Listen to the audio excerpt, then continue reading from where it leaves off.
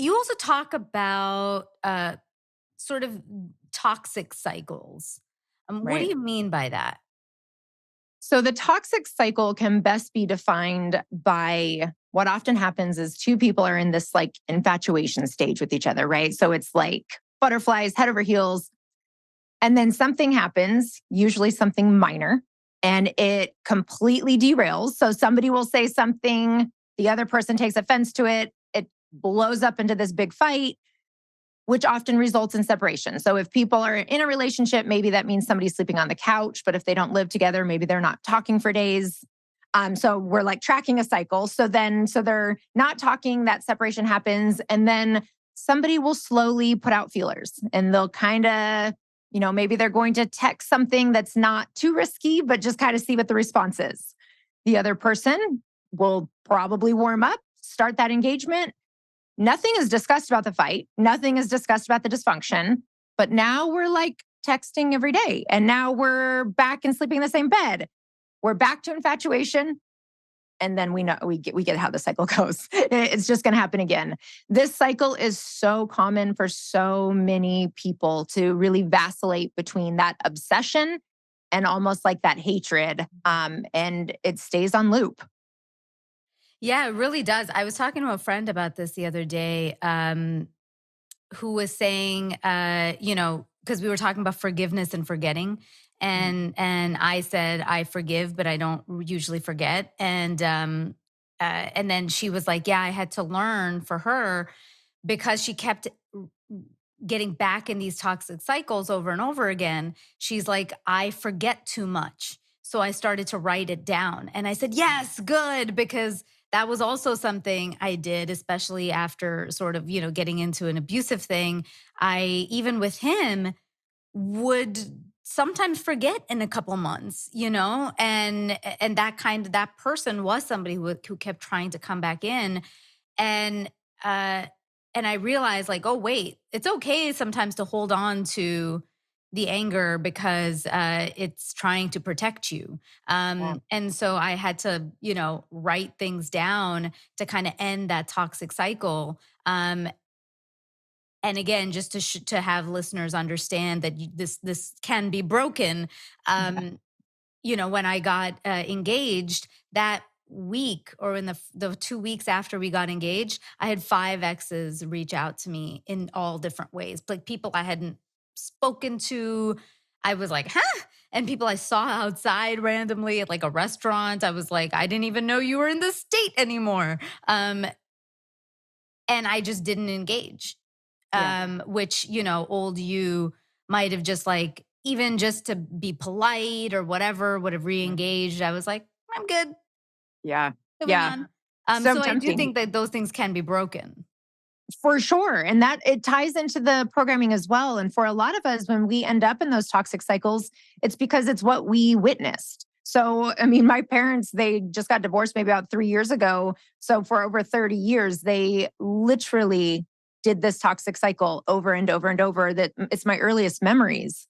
And so when I think about that and how I got into this work was not, I didn't even realize that it was because I ended up in this a toxic relationship that I kept getting in these cycles. And, I usually identify as like a strong, independent woman. So I'm like, why the does this man keep sucking? Like, who are you? Like, you're nobody in that way. Like, why do you keep sucking me back in? And so I had to do research around it. And that is when I discovered the addiction that takes place and the pathways that are changed in these type of dynamics. And then that's also when I realized and started to form the model around programming was that the toxic cycle was my relationship programming. That is what I knew of how relationships operated, in a state of chaos and then a state of infatuation and just vacillating between the two. But you're absolutely right. It can be broken.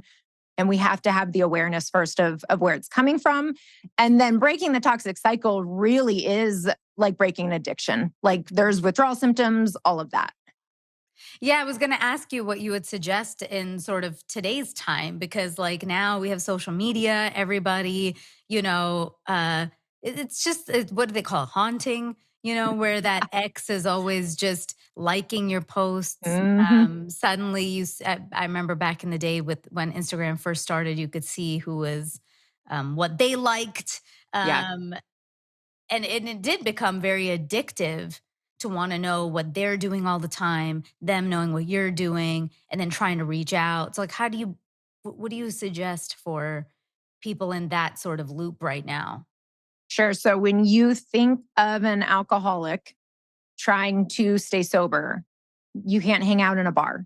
You can't just take one shot. You can't, you're even the circle of people around you, you have to be aware of. And that is the analogy that I use because people can usually grasp that and they don't think of relationships in that way.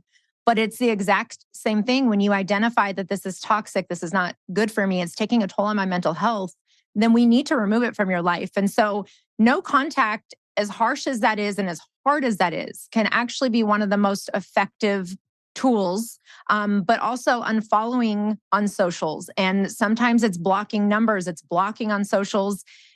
And not, I know a lot of people, especially when they struggle with maybe codependency or people pleasing, they're like, but that's so mean. Like, I don't want to be mean. I don't want to hurt their feelings. If we can just look at it for a second, that it's not about being mean, it's about protecting yourself. And I know for me, like those are the things I have to do. I have to not be able to see what that person is doing because then I create these narratives and these stories and I end up hurting my own feelings. And I'm like, I just don't need to look at it. I don't need to know. And also, sometimes when we block a number, the helpful part of that is yes, if they have been reaching out, it protects us from that. But also, if they haven't been reaching out, or if they reach out very sporadically, it can help because you're not sitting there staring at your phone, wondering if it's going to light up. It takes all of that out of it and it frees up so much emotional space. So, when I'm talking to people about breaking that, no contact if possible, like just no access to socials, no access to talking, all of that for a while. Yeah, and I really do believe that I don't want to be mean thing, which I also used to subscribe to, is Yeah. bullshit, and it's just an excuse because are you also taking into consideration like are is that X or is that person uh, valuing your feelings? Are they thinking about you when they're harassing you on social media, just trying to get back into your life? Like, no, Yeah. they're not.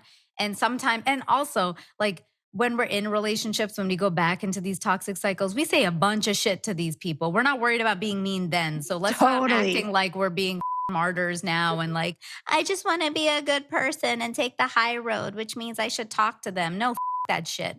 Yeah. That just means you want to talk to them. So That's admit exactly that it. you want to talk to them and that's fine. But Right. don't make it an excuse that you're worried about being mean suddenly. Right. And that's exactly it. Yeah. And that is generally what it boils down to. I've been there. I have a lot of Yeah, clients who have been there. I'm like, 100%. I want the attention. So I'm not, Yes. but the problem is the attention is most often breadcrumbing. And so it's enough attention to keep us hooked on them. It Yeah. is not enough attention to meet our emotional needs. And if you want to reprogram, if you want to get out of these cycles, you are going to have to do the hard thing. And the hard thing is to stop communicating with the person that's making your life a living hell. Amen, sister. Mic drop. That's it. We're done. I hope you guys enjoyed that video and check out our next one. Thank you so much for watching, and please subscribe to this channel for more amazing dating, love, and relationship advice from me and so many expert guests. Follow us on socials. We're at Kinda Dating across the board. I'm Natasha Chandel, so you can find me too if you like. And join our newsletter on www.kindadating.com for lots of exclusives. See you soon.